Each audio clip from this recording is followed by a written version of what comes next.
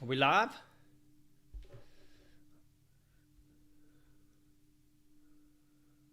Live. How come I can't see nobody's comments?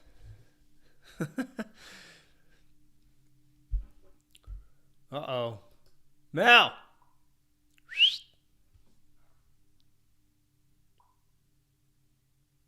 Hey, hold on for 1 second because I can't see nobody's comments.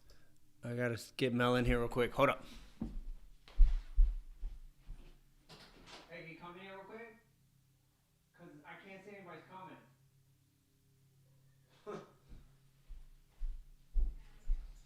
All right. Hey, welcome back. I just can't see what everybody is saying, so we got to get... No, stop. We got to get... Okay, go up to the top. Okay. Go to where it says, like, window. Uh-huh. It says show all utility windows or something. Show Where? all windows. It should be in there. Show all. Yes. All right. Here we go. All right, Mel came to save the day. Are we even on? You sure you're I'm live. Okay, well, let me make sure you're All right, so hey, what up, Adam? Adam's in here. Anthony's in here. Brian's in here. Zandon's in here. Monroe, what up? Monroe, showing some love. Little $50 super chat. Hey, thanks, my brother. Thank you all for being here week after week. We got Chase. Happy Mother's Day from Monroe. Swam, family racing. What up? Big Feist, fired up. Jesus, fired up. What? I don't know why. Do you see this? No. Big Feist is in here. Mel's up in here picking. I'm picking. We got Jacob. Mel's picking on my setup, dude. I set everything up today. Did everything myself. Mel's been busy. Do a little slide. What? Look at the balls. The what? You can't get it out. I tried. She's clowning on. Hey, Mel jacked my setup, dude. She moved me from one side of the room to the other. So you see those squirrely looking edges? It's because it's Mel. I'm blaming it on Mel. You jacked up my program, dude. She moved me into the corner, and now it's jacked up. Move this table back a hair. It's fine. Don't worry about it right now. We're just going to do it. Thumbs up for Mel. It's fine. As long as they can see me. Hey, we're not picky. You guys don't care about the little jacked up corners. We'll fix it next week. We're not going to try to reset up. Danny B, what up? We got Big Warners up in here. What up? Tell your pops happy birthday, dude. I was dying. I saw the picture you posted on Instagram, and I was looking at him. The fool looks the same. The dude looks the same as when I lived in Jersey 20-some years ago. Big Warner. All I could think of when I was looking at the photo of you two was him seeing me and being like, yo, Feisty, what's hot? That's all I used to say. So tell Big Warner I said what up, dude, and tell him I said happy birthday. It's funny. Yeah, I'm reading your second comment. You're right, dude. I'm not the computer guy, dude. I jack everything up. But anyway, so I've tried to set it all up and just wing it myself, and obviously we were a little off when we got started. Yo, V-Dub's in the house. V-Dub, my man. I didn't know you were going to make it tonight. Well, good to see V-Dubski, and looking forward to hopefully getting that bike to you. We need help here. Mel's not happy. She's back in here. One of the overlays Mm-hmm. on the side, can you take one of them off? The one that has the black? The what? You see how none of your red stuff is showing? I don't know. I don't know how to do that. It's fine. No. I don't even know what she's talking about. She's all fired up. Over. Maybe take I don't know this one off. what one. This one right here. Click this little eyeball. Get your finger out the way. This one? Yes. All right, there we go. Thank you. Mel's really picky about things. All right, we're stepping it up here. We're getting everything fine-tuned. I didn't touch none of that, so I don't know how that's off. All right, yo, we got Adam with the super chat. He said, here's a hundo. See, you're jacking it up, making it worse. He said, here's a hundo. Why? Because I'm hungover. Adam's hungover, dude. He's out on the road throwing back the coldies. Hey, thanks for the love, brother. We appreciate it. What is Big Fight saying? She's done. Yeah, Mel's done. Look, she's tweaking my thing, dude. She's jacking up my program here. But hey, it's all good. We got Florida Man here. All right, yo, Florida Man's throwing up the questions. We better get up into it. We got Tommy Shea. We got Mixed Tips. And, yeah. Monroe. We get to talk about the racing that you Yeah, I know. All right, hey, thanks for being flexible, man. I dipped out last week, got home late, and it was like last minute. So Mally's going crazy. So, hey, thanks. We're back, and we're going to stay back. You know how we do it. If I'm dipping out, I try to give you a warning. So hopefully you guys saw I did a post and threw it up, so didn't mean to leave some of you guys hanging, didn't see the post. But I did say I was going to, but it was last minute because I was trying to make it home in time to do it. I had a little project I was working on, and I got home late. I was, like, starving, and it was barely going to make it. So I was like, you know what? Catch you next week. So glad to be back. And, yeah, good Supercross season's over. So shout out to all the champions. You know how we feel about it. It's all good. Hey, can't take nothing away from the guys who put in the work and were consistent every week and won championships. Those dudes are sick. So nothing but love for those guys and much respect. But looking forward to the outdoor season. And does anyone know where can we watch the outdoor series? Is it going to be on Peacock? Because Peacock is where I watch Supercross, and I'm wondering that. Does anyone know? If you do know, let us know in the comments. Are they playing the outdoor series? Because if they are, I'm keeping it. If not, I'm canceling it, and I'll buy it again next year when the Supercross season comes around.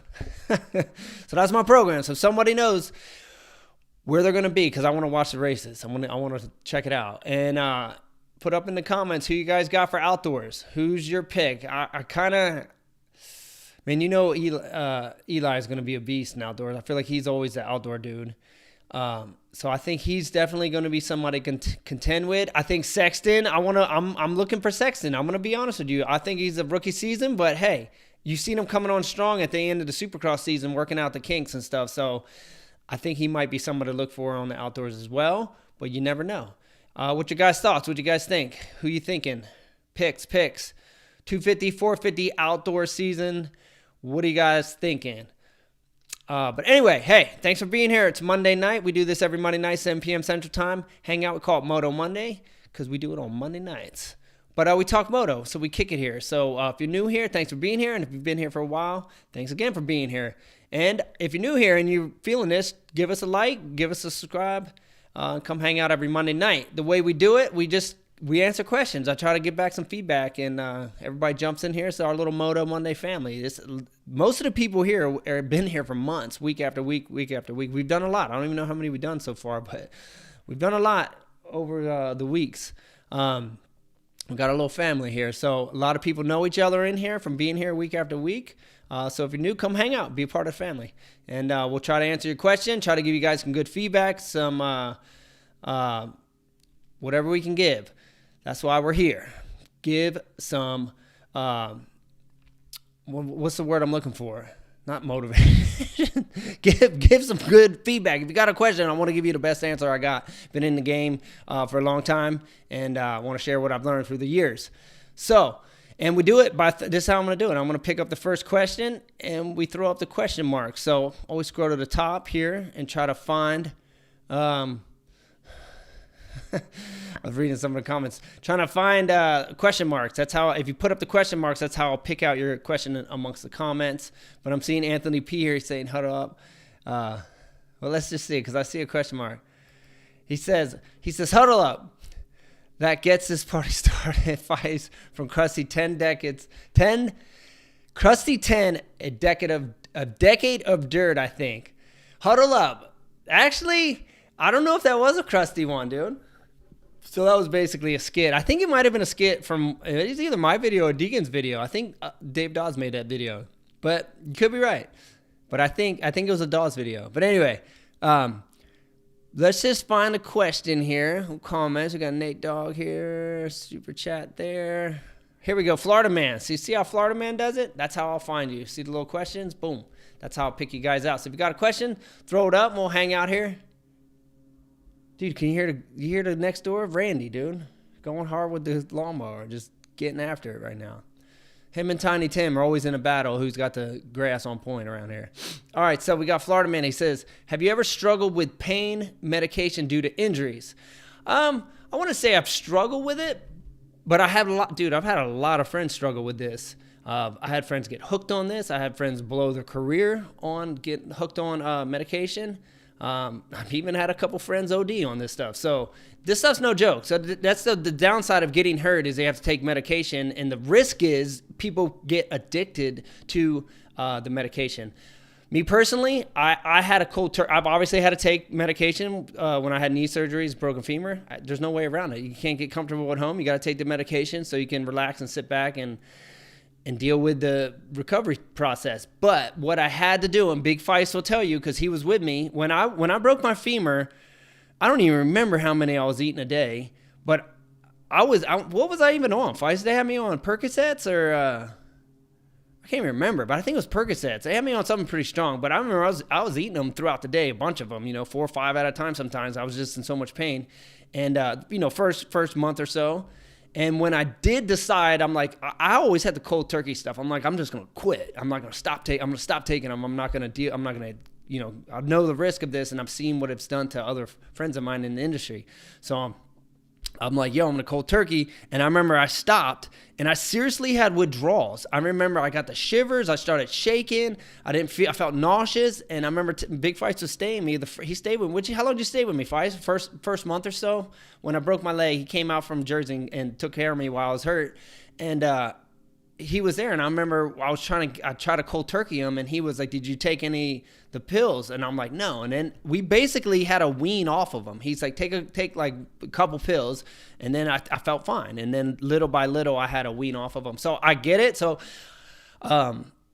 it's a real thing. So you got to be careful out there. So my best bet is if you can deal with the pain without taking the prescription, you can do ibuprofen, do it that way. If you're tough enough to not take them at all, do it that way. And if you got to deal with it, just be careful.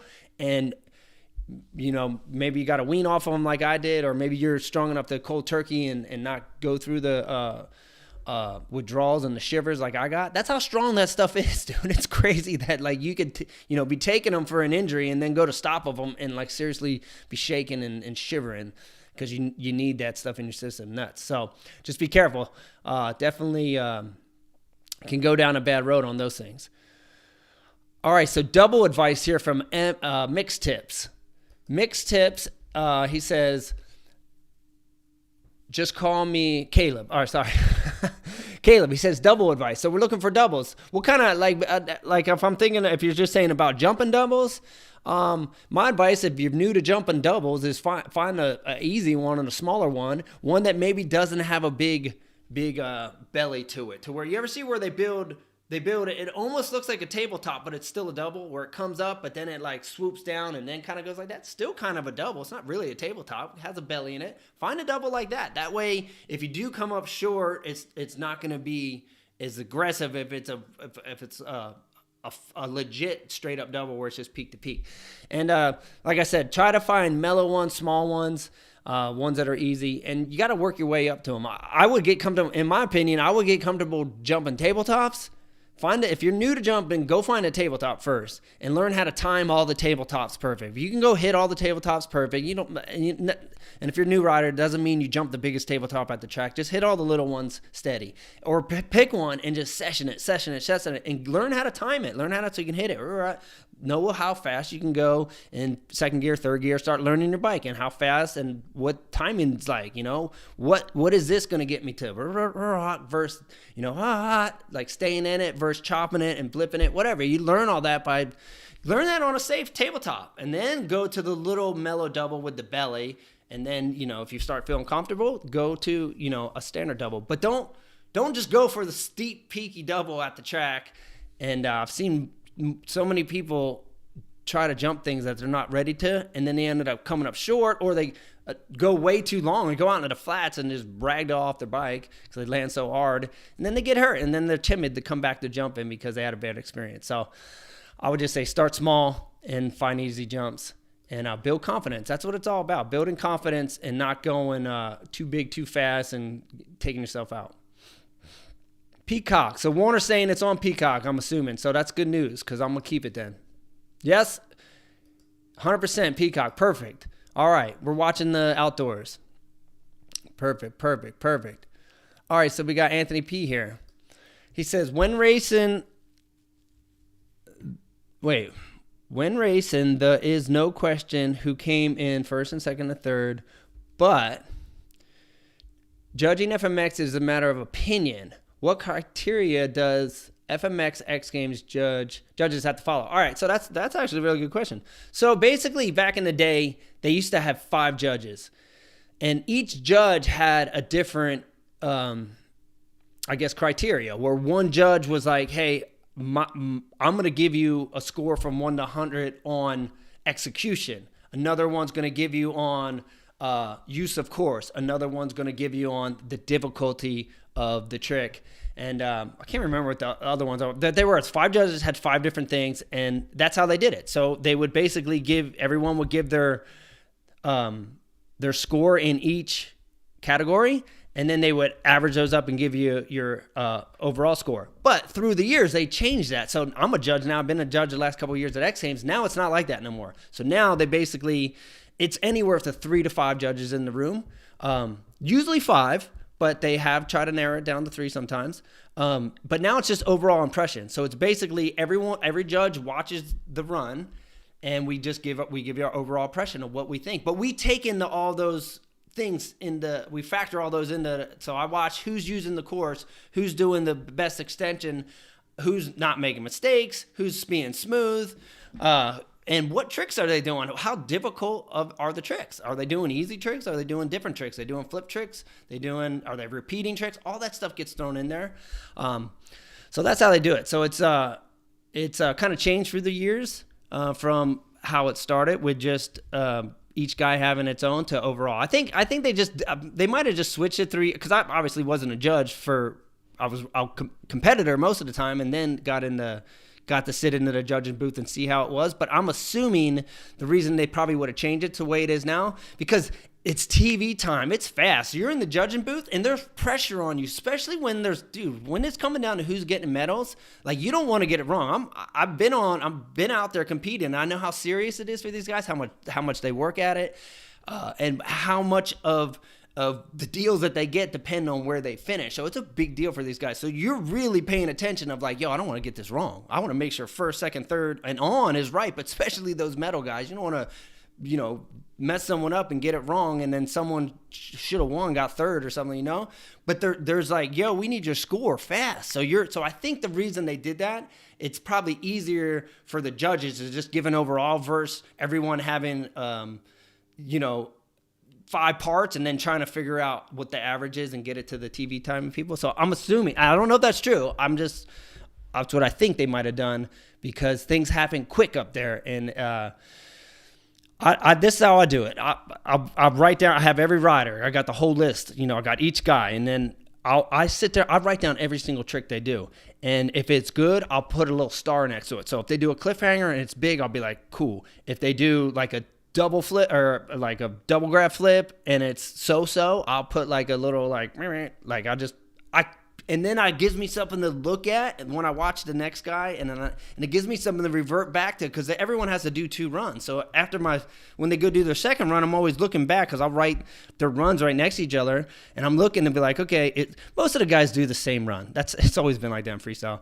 Very seldom do you see 2 guys do 2 different runs. It's usually they have one run picked out. They've known that's the run they're going to do leading up to the event, and they try to do it. They try to perfect it out of 2 runs, because sometimes you slip up. Sometimes you mess up one trick, or you don't get one off as good as you can, so you try to get it better a second run, or sometimes your first runs are better. But I like to look at both runs and see, are they doing the same tricks, and did they do anything better the first time or the second time? So that's how I do it. I feel like that's how a lot of the guys do it up there, but it's serious business in there. I'm going to tell you that. Nobody in the judging booth is playing games. Everybody's there. Most of the guys there have been in the sport for a long time and been a part of it, and understand how important it is to make sure we get it right. So, fun stuff. V-Dub.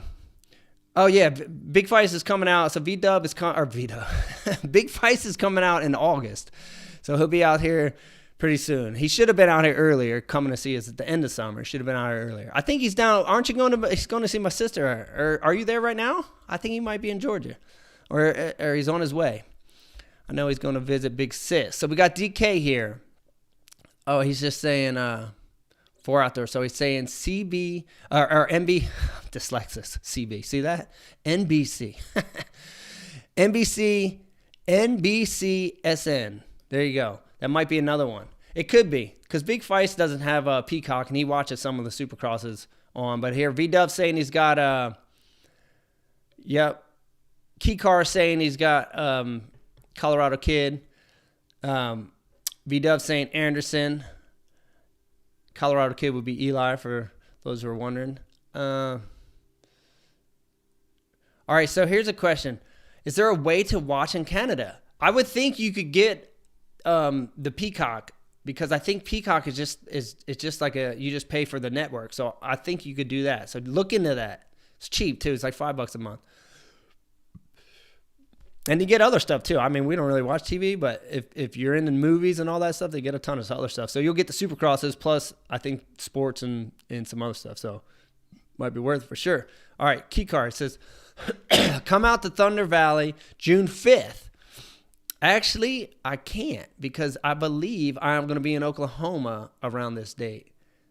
The first week of June, I'm in Oklahoma at a FCA motocross camp. The second week, actually, I'm going to be in Colorado the second week of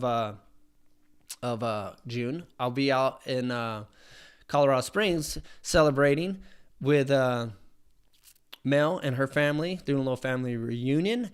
And then July, we're trying to do a trip in July somewhere, a little family trip, me, Mel, and Mally. We're trying to figure out where we're going to go, and then Big Feist will be out here in August, hanging and banging, dude. You know how we do it. So we got Jess here. He says, moving back to Oklahoma in 6 to 7 months.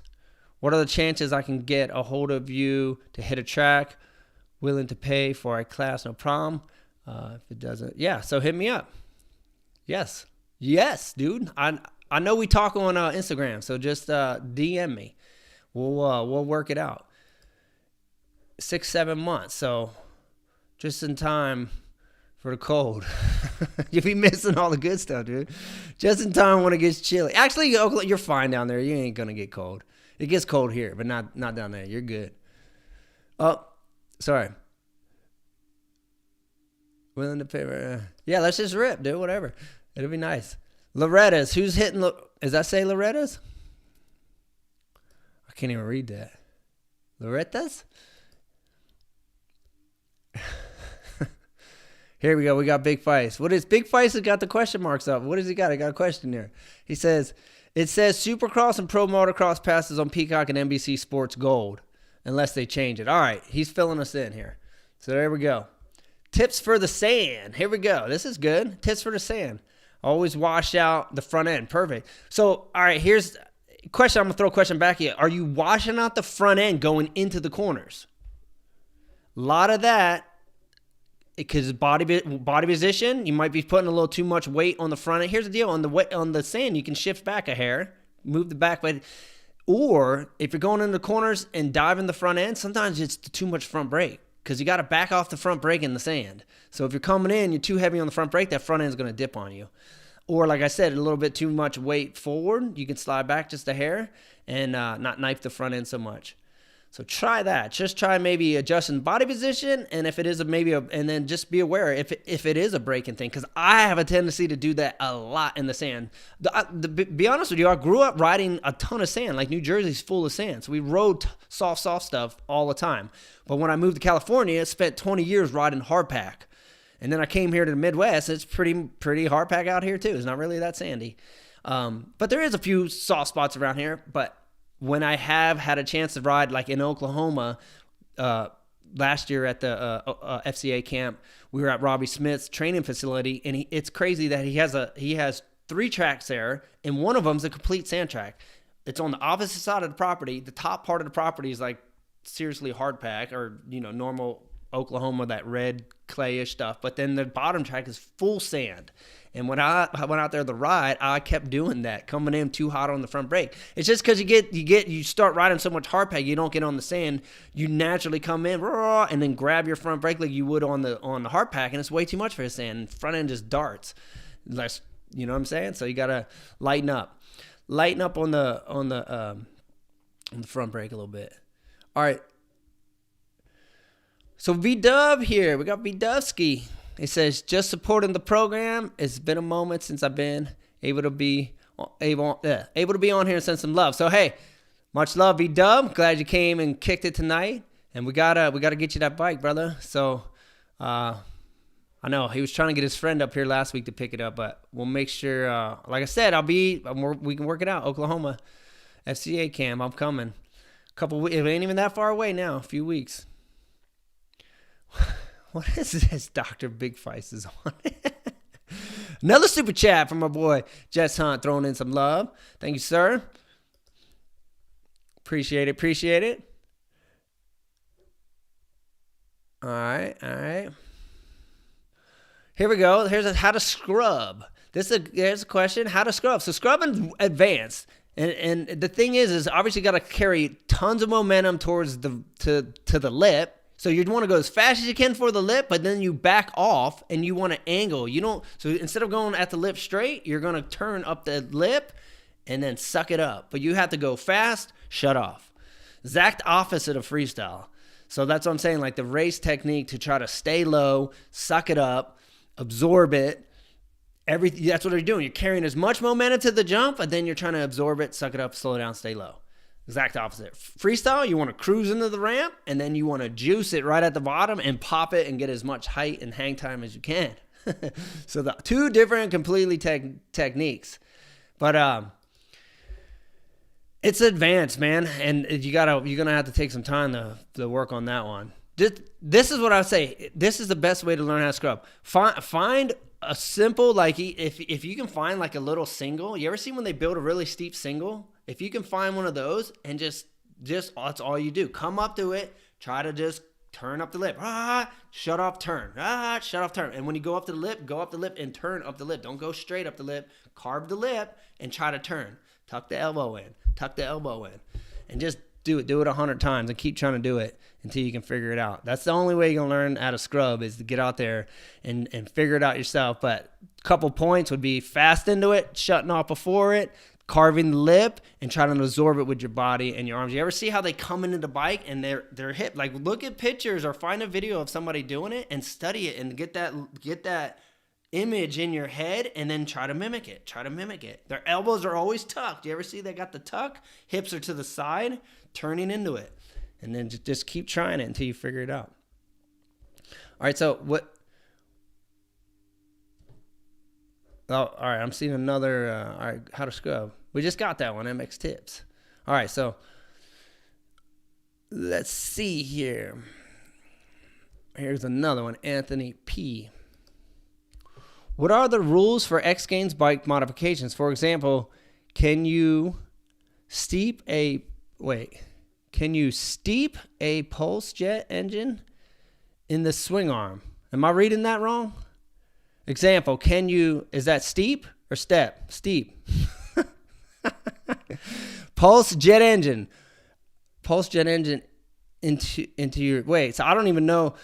No, there ain't no rules I'm gonna be straight up with you. Ain't no rules in the X Game. It's not like racing. They're gonna impound your bike, and so it's not like that. So racing, they have rules, and the top 3 guys get impounded, and they'll check over the bikes. Not like that in the freestyle. So you could pretty much do whatever you want. I don't necessarily know what jet engine into your swing arm is. I guess I don't know if I don't know. So if you just want to have a super fast engine, you want a big bore kit, you want to like turn your 450 into a 475, you can do whatever you want. You turn your 250. It don't matter. No, you can do whatever you want freestyle. You can have the best suspension, highly advanced suspension. You can do anything you want. There's no rules. At least there wasn't when I was in it. So I don't know if they changed it, but right now you can, or at least back in the day, you could do whatever you wanted to. But here's the deal. Nobody did anything. Like your bike's like, freestyle's not like racing when you need some rocket bike. You don't need a fast bike. You need a bone stock 250 CR with a pipe on it with the right jetting.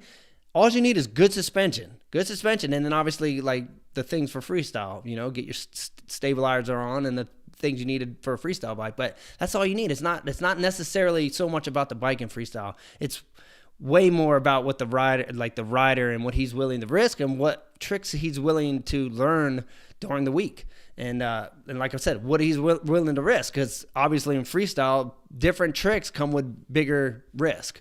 What guy is willing to learn the tricks that have the most risk? They're the dudes who have always done well in freestyle. And but all the top dudes have good bikes. But the most important thing about a freestyle bike is the things jet it right. If you're on a 2-stroke, obviously the 4-stroke if you inject it. But you just need a bike that's that's safe. You don't want the thing loading up. You want that thing when you go to flip, it's right there. It's gonna. But suspension, I'd say, is the biggest part about freestyle. And then all you want is a stiff bike. That's it. Stiff setup, you are good to go for freestyle. All right. Make sure I don't miss nobody's stuff here.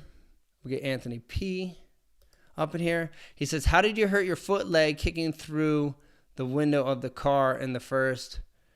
Oh, did you hurt? Sorry. Throwing in words there. Did you hurt? That's funny you remember that. So basically, there was a contest, 1998. So Anthony P's OG freestyle guy, dude, that he would even know this. So did I hurt my foot kicking through the window of the car in the FMX contest in 1998? So basically, the first ever freestyle contest was in 1998. There was one in Las Vegas, and I almost feel like wasn't there another one we did another one, I think maybe in Arizona. But either way, I think I kicked out windows at both of those. That was my deal, dude. Kung Fu Feist. But no, I never hurt my foot or my leg kicking through the windows because I always had moto boots on. But basically, I kind of got that nickname early in the sport because, I'm going to be honest with you, I didn't have enough tricks to finish my run. So I had to figure out what to do. Like when I first started freestyle, like I could do a heel clicker, a can, a weak knack, and like a no-hander. And I'm like, yo, the no-hander don't look that cool. So I used to I would do karate. I would bow down and throw like a little chop. I was like trying to figure out something to do a little whip in my run to figure out my run. So then when my run would get done, I would just try to entertain the crowd and hype them up. So if they had like cars parked out there, old abandoned cars and stuff. So I would drop kick the windows out. Kick them out, man. But anyway, that's how I got that nickname. That's kind of what I did. And I kind of probably did it every time I had the chance. Then I started learning some tricks. I got to practice and I could feel my trick, but I still threw it in there. It was thrown in the game a lot, but did learn some tricks. All right, so we got Brian here. Says, not a question, loving those inside ruts. So yeah, learning a lot from your classes. So yeah, Brian has been through 3 classes now, and we've been working on some ruts. We got, dude, the last class we did. Oh yeah, we didn't get to talk about that. The last class we'll talk about it here real quick. The last class we did was at Adrenaline, and dude, we had a really, really sweet turn track in the back. The dirt was mint. It was me, Brian, Jacob, and Luke Dog. He's the son of the owner of the track. And man, it was mint, but the main track was gnarly. Let's be honest. The main track was gnarly. They had a race there a couple weeks before, and the ruts, it was a mud race, and the ruts were super deep, super dry, and they dried over and hardened like cement. So when we went out there to ride, it was tough conditions. It wasn't an easy track. But we picked one of the gnarliest ruts we could find on the inside, and we just sessioned it for what, 45 minutes, 30 minutes, 45 minutes? We just worked on that rut. And this is what we like to do. If you can ride the crap, when it's sticky and good, it's fun. That's what I'm saying. You get into that dirty rut that's dried out, that's deep, that's hard to ride, no traction. It's always pulling you off balance. Get into that thing and ride that thing for 45 minutes.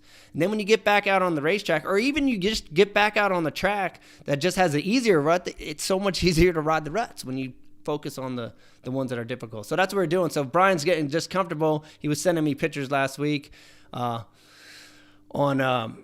Instagram, he was railing the ruts. He was out of Green Valley, another local track here, just hitting the insides. What happens when beginners and novices first get started, they see the ruts on the inside and it intimidates them. So a lot of times they'll just go to the outside and say, hey, I'm going to skip these. But I've been challenging Brian and a lot of guys that come to my class, hey, don't skip them. Just go to them and learn to ride them. Keep going inside. And eventually you're going to figure it out and you're not going to be going to the outside. Once you go to the outside, if you're going to race, you go to the outside, everybody's going to pass you on the inside because you're giving them up. And at the end of the day, like I said, you're making the track way longer, riding the outside. You ride the inside on a moto, you shorten the track.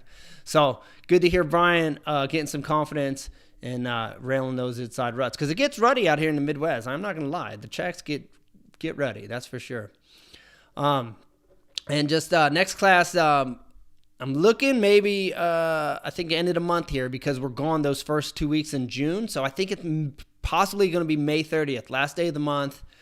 And then it's probably going to be back at Adrenaline again. So looking forward to hitting that turn track we got. I'm going to tell them to rip that thing and water it so it just gets primo for us because that was fun. I could ride those little tracks all day. They're so fun. All right, so MX Tip says he loves scrubbing. See, that's it, dude. Scrub daddy over here. Feeling it. Yeah. Yo, Warner says I suck bad at scrubs. I'm too old. Dude, you got to keep trying. Me and Deegan make fun of each other because neither of us are that good at it either. Hey, that wasn't, when we grew up racing, the scrub wasn't in. That came out later. But you just got to keep working on it. It's one of my goals. I'm like, I want to get better at scrubbing. So if I find a jump that is like one I feel like I can practice on, I do the same thing I tell people. Go session it for 45 minutes and just try to learn scrubs. But me and Deegan were laughing at ourselves because he's always trying to do them. And Dangerous Boy's way better than both of us. So we're always clowning that his kid can scrub better than us. It's all good, hey. Be honest with yourself. That's what I'm saying. When you're honest with yourself, you can admit where you're weak and then you can put your focus. There's nothing wrong with admitting that you need work somewhere. It's okay to say, hey, my scrubs ain't that good. But you can't be like Warner and give up. So you got to get back in the game, Warner. I'm calling you out. You got to get back out there, dude. Just work on it. You got skills, dude. Work on it. You'll pick it up. I ain't giving up. I'm gonna keep trying until they look better than they look now. It's a process. Everything that we do in moto is a process. That's how we are, and it'll be like that for the rest of your life. I don't care how many years you've been in the game. You will never stop wanting to get better. You'll always be looking. You'll always pick yourself apart. You see yourself in a photo. You'll be like, oh man, I'm just gonna be there. You go out on the track. You'll be flowing. There's always something. You're like, oh, I gotta do that better. You won't think you got the whoops fast enough. You won't think you can scrub cool. Your scrub doesn't look cool enough. You're like, your whip ain't big enough. There's always something. But that's the beauty of this sport and why I think it holds our attention for not 1, 2, 3 years. You can do this sport for 30 some years plus and you still love it and it's still fun, just like those early days. Like I have fun just like when I was a kid. It's fun. Always learning. That's the best thing. All right. Let's get Adam here. He said, what's going on with Fitz? That guy still riding. So Fitzo, he's riding a little bit, but the dude's dialed in. Keep him in prayer though, man. His dad passed away just recent, and his uncle. So it was like back to back. So good. The Fitzpatrick's awesome people, great family. But he has a winery going on right now, and I don't know exactly. I follow it on Instagram what the winery is. I will give a little shout out so you guys everybody want to get married in California. Go to the Fit. I'm sure you could find it on Fitz's page. But you could get married right on his property. He turned his, like they have lots of land. They got the motocross park, got his parents' house. They got a huge winery, giant, out in wine country. But they turned part of that property into a wedding venue. So that's what he's doing, and he's killing it. I mean, they charge a lot of money for weddings these days. So it's a great thing to fall back on after motocross. So good for him. But that's what he's doing. He's focusing on doing that because he knows there's a long future in that versus freestyle motocross career is always very short. Goes by fast. All right. So let's get mixed tips back up here. Love scrubbing, but what does it really speed you up? But does it really speed you up? Yeah, 100%. Dude, do you ever watch the straight rhythm? The scrubbing, think about this. Necessarily does it speed you up? What you're trying to do is stay low and get back on the ground fast. Instead of coming on the jump and boosting, they're staying low. So does it speed you up? I would say it does because it saves the time of the lost time that you spend in the air. You're able to stay low and get back to the ground. You can't get traction if you're in the air. You got to be on the ground. And the guys that are best at scrubbing, watch the head-to-head on the straight rhythm. The best scrubbing guys stay low, always win. They're the dudes passing everybody. So it's definitely a technique worth learning 100%. And I feel like these days, if you watch all the young guys, all the fast amateurs, all the top pros, they all do it. So it's a technique that you almost need to have in your game if you're gonna be competitive up top these days. So work on it. I'm gonna be working on mine. All right, we got Kyle Blackcrow. He said, Eli Tomac really leaving Kawasaki, headed to Yamaha. I didn't even hear that. So there you go. This is a little news here. Eli might be going to Yamaha. What do you think he'll be doing on a Yamaha bike? Or is there any matter as far as you want to see him on? So I don't know. The first time I heard this, I think Eli Tomac could rip on anything. I feel like he's one of those riders. He's got skills. I feel like he could probably go from Coway to Yamaha and still rip. I feel like there's certain dudes. I mean, I feel like all the like top 5 guys, you could probably put them on anything and they're going to be competitive. They're just that good. So we'll see. Let's see what he comes out on. Yeah, that's cool. I didn't even know that. Motocross Workouts. We got mixed tips here. Motocross Workouts. All right, so what do we got, man? Where's our boy? Our workout man. So Motocross Workouts.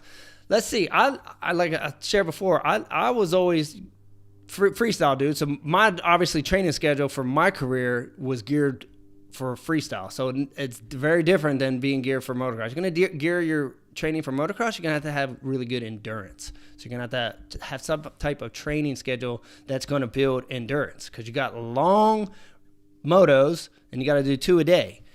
But for me, freestyle, I would always want it to be strong and flexible. Why did I want to be strong? Because I got to move my bike around. And 2, if I crash, I didn't want to break. I wanted to be strong. And why do I want to be flexible? The more flexible you were, the better your tricks learn. So that was my goal. Let's be strong. Let's be flexible. But my runs were only 90 seconds. I didn't need a whole lot of endurance.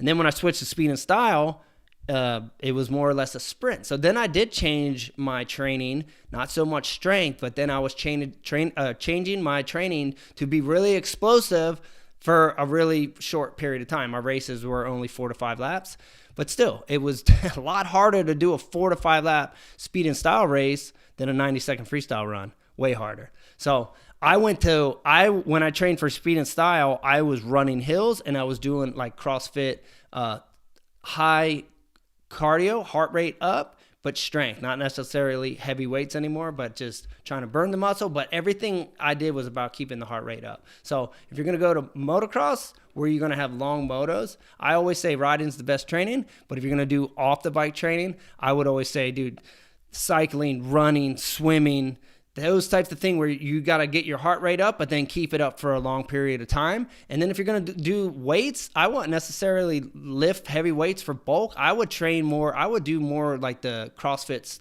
stuff where I'm keeping my heart rate up, full body workouts. I wouldn't focus on doing one muscle group at a time. I would do full body workouts, and I would make sure my workouts are like 45 minutes, 30 to 45 minutes at a high intensity, burning the muscles, light weights.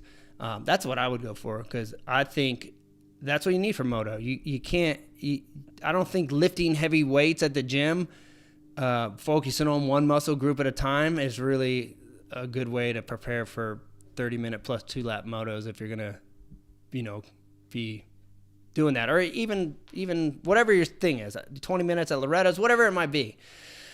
Definitely got to switch it up. And then if you're really serious, man, you got to get your diet right, you got to get your water right, and you got to get your sleep right.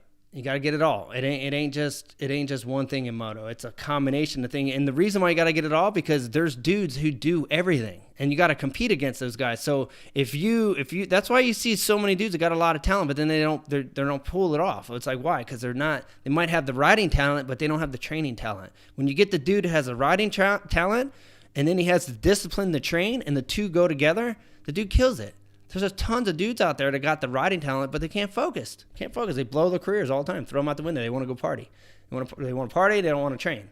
But they have all the riding talent in the world, but no training discipline. You got to have both. And the training discipline comes down to not just you're on the bike training, but you're off the bike training. That goes into your diet, your water intake, your sleep, everything. Not staying like, dude, your sleep's so important. The guys who are going to bed early and getting up early, feeling fresh, ready to go train, versus the guys who are staying out late, hanging out, chasing chicks. Like, I get it. I did it. I know what's up. Been around and watched tons of dudes, and I always saw who. What happened here? We're losing light, baby. Hold on. Seen the dudes do it who had the talent but didn't have the focus, and you just always used to say like, man, if that dude would focus, he'd be so good. But sometimes that's the hardest thing, is to stay focused. All right, the sport's gnarly. I'm gonna say that the motocross is so gnarly. It takes so much to make it. It's such a hard sport. It's I tell you, one of the toughest sports in the world. physically, mentally, everything. That's another thing, not just your physical. Like, think about that. You got to have good on the bike training, good off the bike training, good diet, good sleep, water, all this stuff.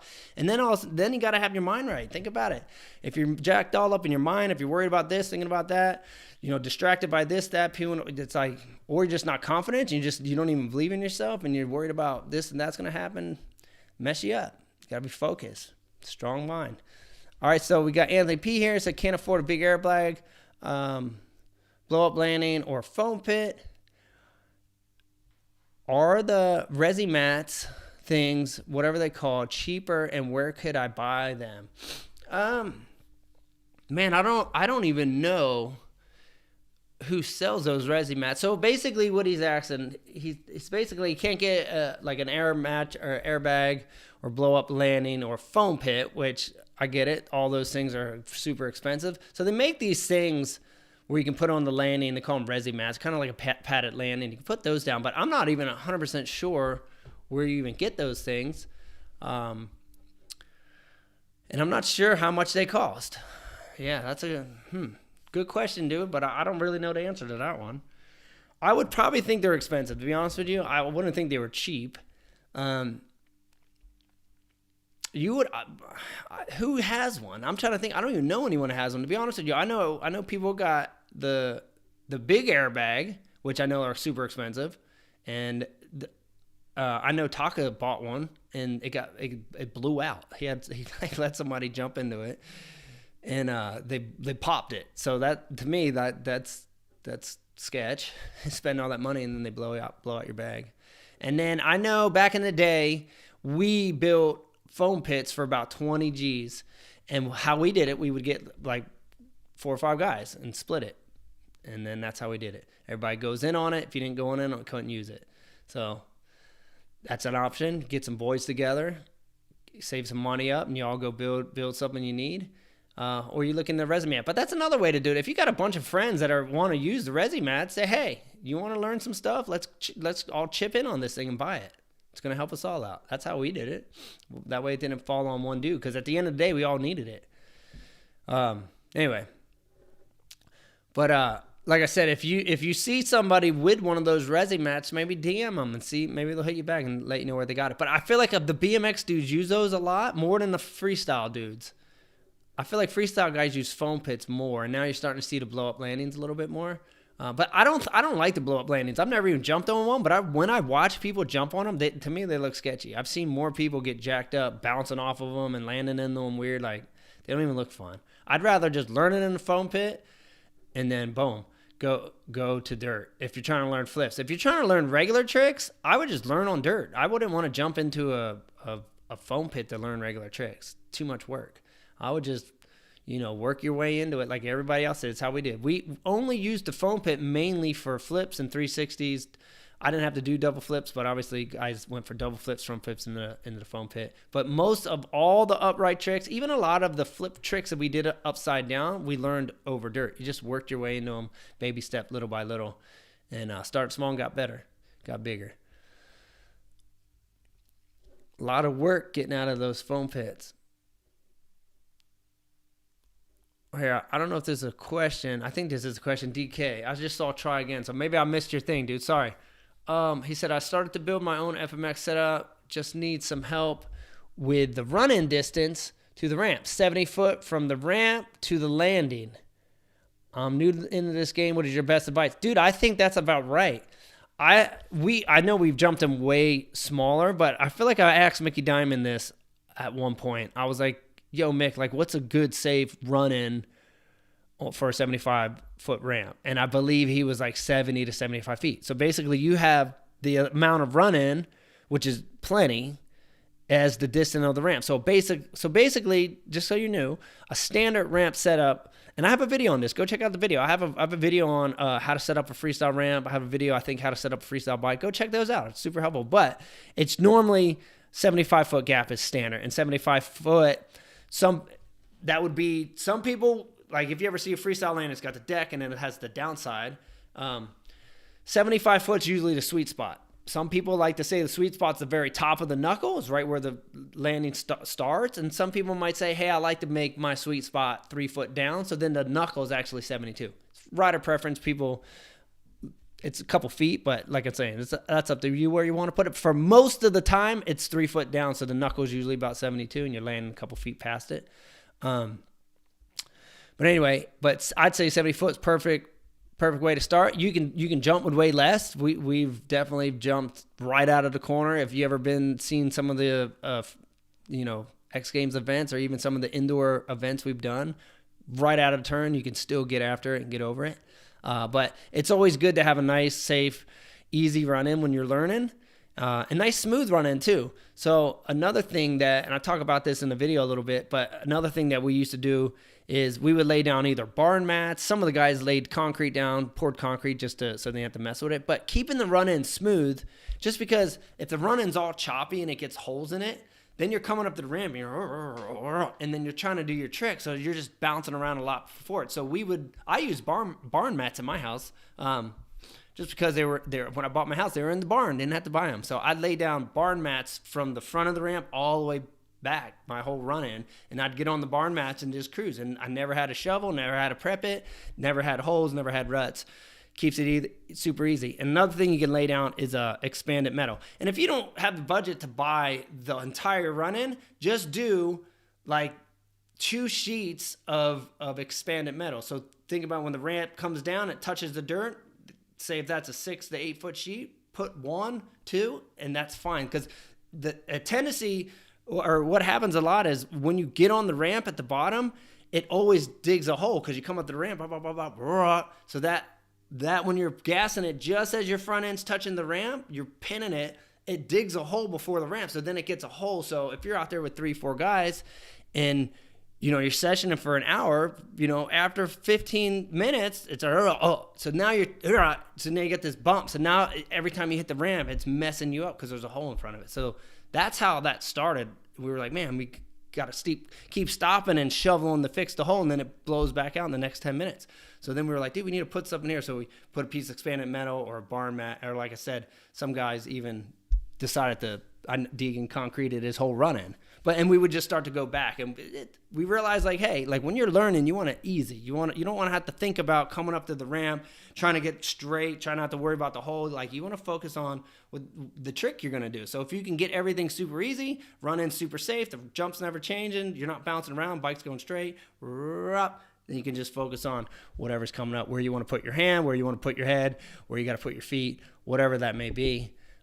So super safe setup, big landing, like 14 feet. If you can get enough dirt, I would say put a deck on it at least as big as least the bike size. If you can go a little bit bigger, it's even better. Safe.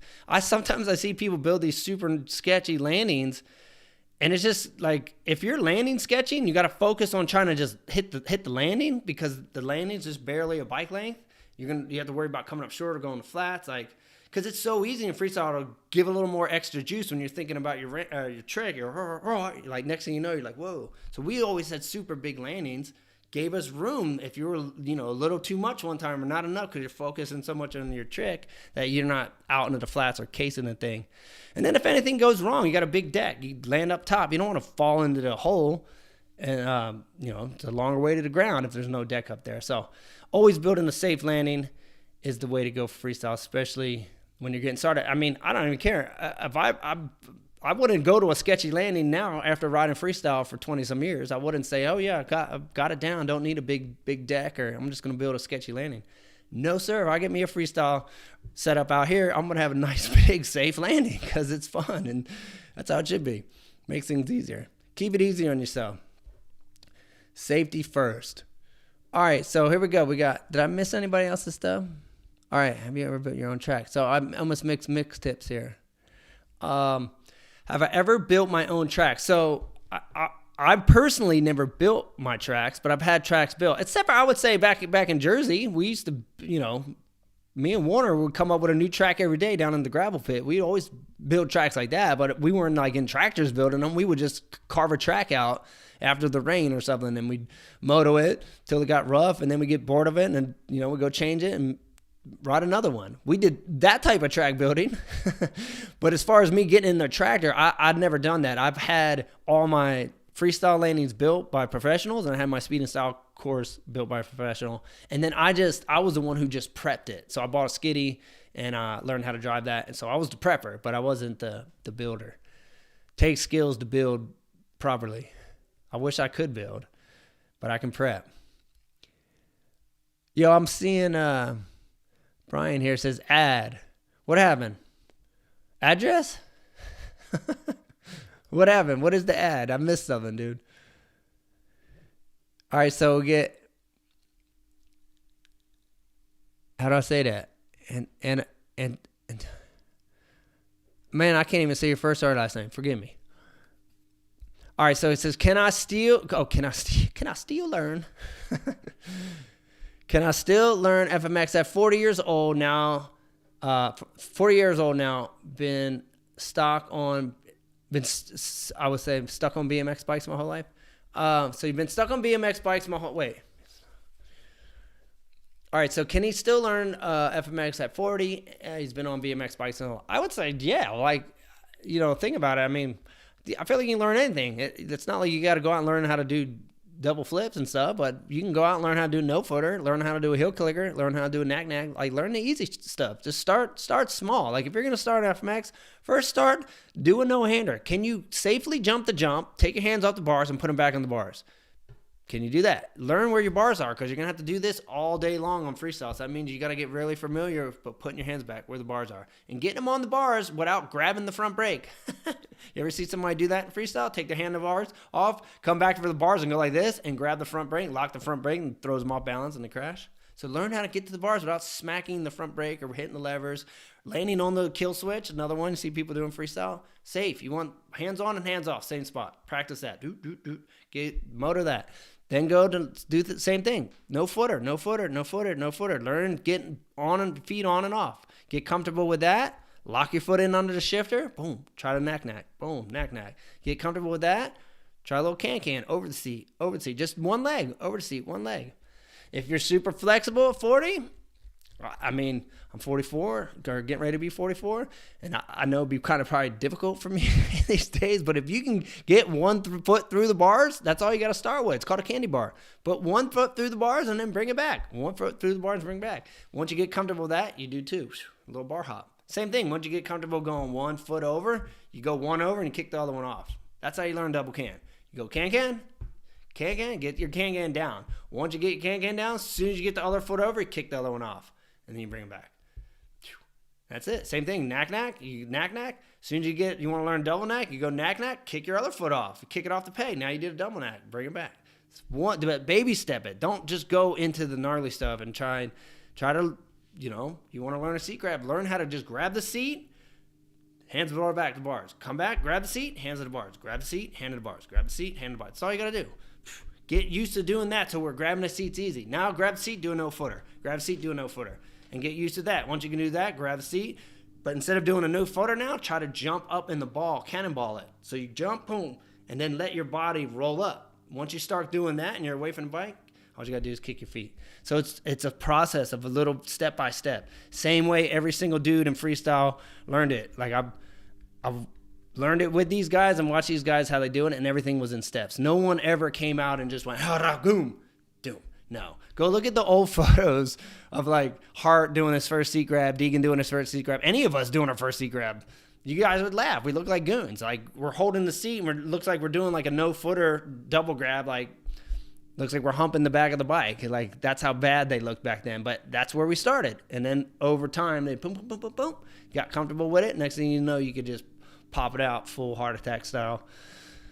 But you got to start small. Now who's cutting the grass? Tim Dog must have seen Randy out there and had to battle him, dude.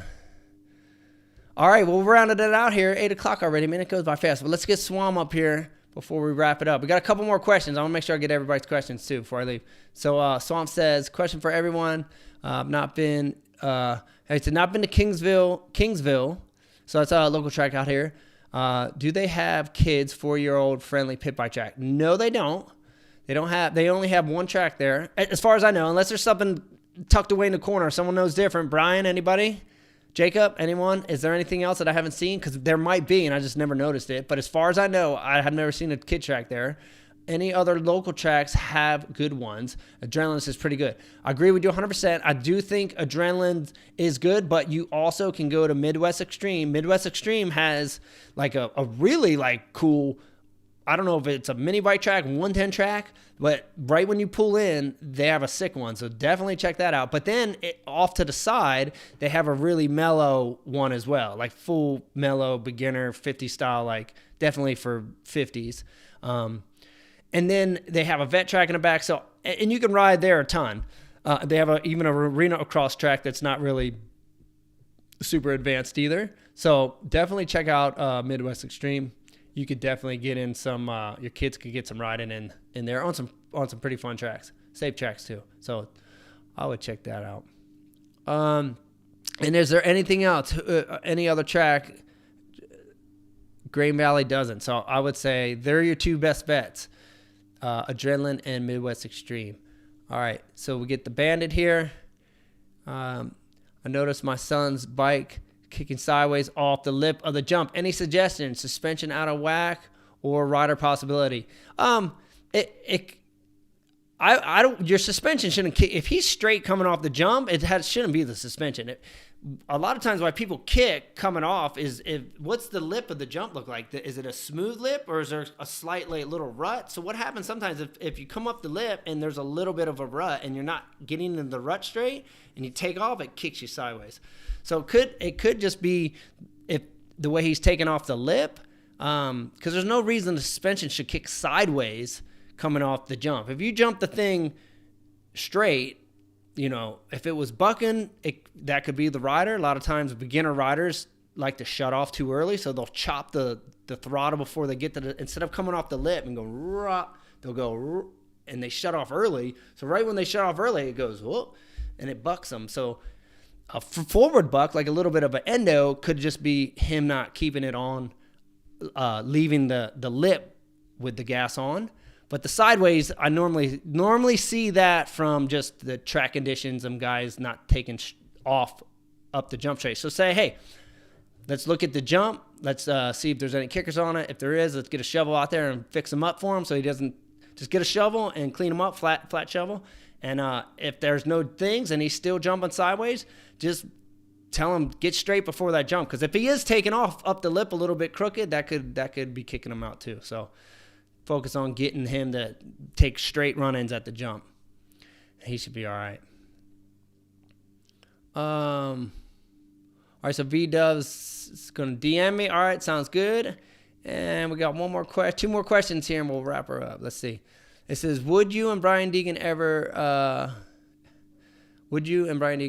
doing the judges at X Games? Would be awesome to see that. We've done it together. Me and Deegan have judged X Games together. We did Winter X Games together. I think 2 years ago we did it together. So yeah, it's fun having him in the booth, for sure. It's always fun. Like, dude, judging it's serious and intense because, like I said, a lot of pressure to get your score out and make sure your score is right. And because, like I said, it's time sensitive.